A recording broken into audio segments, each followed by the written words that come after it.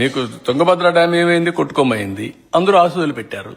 నేను అన్నా రామానాయుడు గారికి ఫోన్ చేసి మెసేజ్ పెట్టా, రామానాయుడు నువ్వు మంత్రి వెళ్ళండి, మీరంతా ఆఫీస్ వెళ్ళండి, వెళ్ళిపోయి ఫైట్ చేయండి, అవసరమైతే కన్నానాయుడు తీసుకుపోమన్నాం. కన్నానాయుడు రమ్మంటే ఆయన కన్ను ఏదో ప్రాబ్లం ఉంది, నేను రానంటే కాదు సర్జరీ చేయించుకుంటే నేను రాలేనంటే సార్ చెప్పాడంటే సరే ఆ సార్ చెప్తే నేను వస్తానని చెప్పి ఆడ నుంచి బయలుదేరి వచ్చి కర్ణాటకలో ఉండే సీఎం డిప్యూటీ సీఎం ఆశలు పెడితే ఈయన పోయేసి ఆ నీళ్లు స్టాప్ చేసి గేట్లు పెట్టి వాటర్ పోయే సమయంలో గేట్లు క్లోజ్ చేయించాడు. దానివల్ల ఏమైంది, ఇప్పుడు మళ్ళా రిజర్వాయర్ పూర్తయ్యే పరిస్థితి వస్తా ఉంది. 86 టీఎంసీకి వెళ్ళింది, ఇంకా నీళ్లు వస్తున్నాయి. 109 టీఎంసీ వస్తాయి. ఒక 40-45 టీఎంసీ నీళ్లు ప్రొటెక్ట్ చేయగలిగాం. ఇవన్నీ మీకు కనపడవు. మీకు ఎక్కడైనా ఎవడో ఒక చిన్న ఇది చేసి అదే కనపడతా ఉంటుంది మీకు. ఇలాంటి వాళ్ళు చెప్పింది పెద్ద న్యూస్ అనుకుంటారు. So these are all various problems I want to share with you.